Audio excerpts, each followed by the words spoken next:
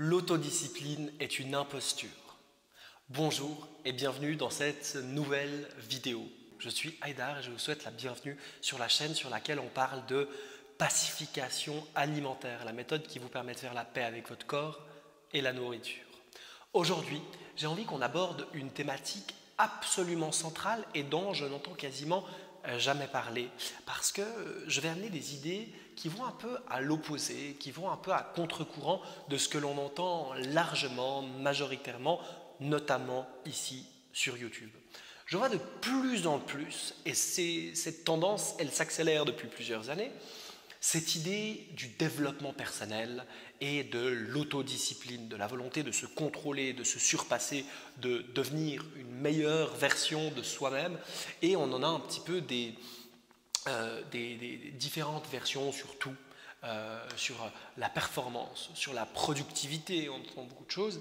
Mais moi, ce que je conserve et ce que j'observe, et ce à quoi je suis particulièrement sensible, c'est finalement que cette volonté de performance, cette volonté d'autodiscipline, un des éléments sur lequel ça pèse le plus, c'est sur l'idée de notre alimentation et de notre corps. Je le sais parce que je suis passé par là. Quand j'ai découvert le développement personnel, quand j'ai découvert toute cette approche autour de l'autodiscipline, ce que j'ai compris très rapidement, c'est que finalement c'était une bonne chose de se contrôler, notamment de contrôler son alimentation et de contrôler son poids. Et au fil du temps, eh bien, c'est ça qui m'a fait tomber dans les troubles du comportement alimentaire. Toute cette volonté d'ultra-contrôle, de performance, de réussite, un jour s'est effondrée comme un château de cartes et puis j'ai dû reconstruire à partir de là et je vais vous dire ce que j'en ai tiré et surtout ce que j'en ai compris et comment vous pourriez éviter de tomber dans ces travers-là. En fait, je crois qu'il y a une immense hypocrisie autour de l'autodiscipline. Tout le monde nous dit que l'autodiscipline, c'est un muscle qu'il faut travailler parce que ce muscle de l'autodiscipline va nous permettre d'avoir de meilleurs résultats dans notre vie, va nous permettre d'atteindre tout un tas d'objectifs et finalement va nous permettre de devenir, voyez, une meilleure version de nous-mêmes, quelque part, quelqu'un qui est au-dessus, quelqu'un qui a réussi à cette thématique de la réussite et puis on va décliner ça sur plein de thématiques différentes. Je ne fais pas cette vidéo pour dire que le contrôle c'est mal. Je ne fais pas cette vidéo pour dire qu'il ne faut pas avoir d'objectifs. Je ne fais pas cette vidéo pour dire que la force et le courage sont des choses mauvaises. Je fais cette vidéo pour dire que selon moi, c'est une approche totalement hypocrite. Et je vais vous dire maintenant pourquoi. Parce que ce que j'observe, c'est que la majorité des personnes qui font la promotion de cette autodiscipline ne le font pas parce que intérieurement c'est juste aligné et que ça va dans la direction de leurs objectifs, de leurs valeurs, de leur identité. Pourquoi? Parce que bien souvent j'ai l'impression que ces personnes sont complètement perdues, n'ont aucune idée de leurs valeurs, de leur identité, de ce qu'elles attendent de leur vie, de leur existence. En fait, pour moi, l'autodiscipline est un cache-misère. L'autodiscipline cache la misère qu'il y a derrière ça individuellement. Ça veut dire quoi? Ça veut dire que, en fait, on utilise l'autodiscipline comme quelque part un apparat social. On a compris très rapidement finalement que dans notre culture occidentale, la capacité de se contrôler, c'est ce qui nous permettait d'être valorisés. C'est extrêmement valorisé. La performance dans notre système est quelque chose de valorisé et plus quelqu'un donne le sentiment, l'illusion du self-control, plus finalement on va avoir tendance à valoriser, à placer cette personne haut dans l'échelle sociale. Donc quand on cherche à faire preuve d'autodiscipline, on cherche à faire preuve d'autodiscipline non pas pour atteindre ses objectifs et donner du sens à sa vie, mais pour grimper dans l'échelle sociale de la même manière qu'on peut le faire avec une grosse voiture, qu'on peut le faire avec une grosse montre, qu'on peut le faire avec tout un tas d'outils. Et on ne va pas s'arrêter à ce premier constat. Le deuxième constat, c'est finalement pourquoi est-ce qu'on a ce besoin de grimper dans l'échelle sociale? Pourquoi est-ce qu'on a tellement besoin d'être valorisé à travers le regard des autres? Eh bien, la raison est toute simple. On tente désespérément d'être validé, valorisé par le regard des autres parce que nous sommes parfaitement incapables et en échec de le faire pour soi, de soi à soi-même, de s'accueillir, de s'accepter, de se rencontrer et de se valider soi-même. de s'émanciper.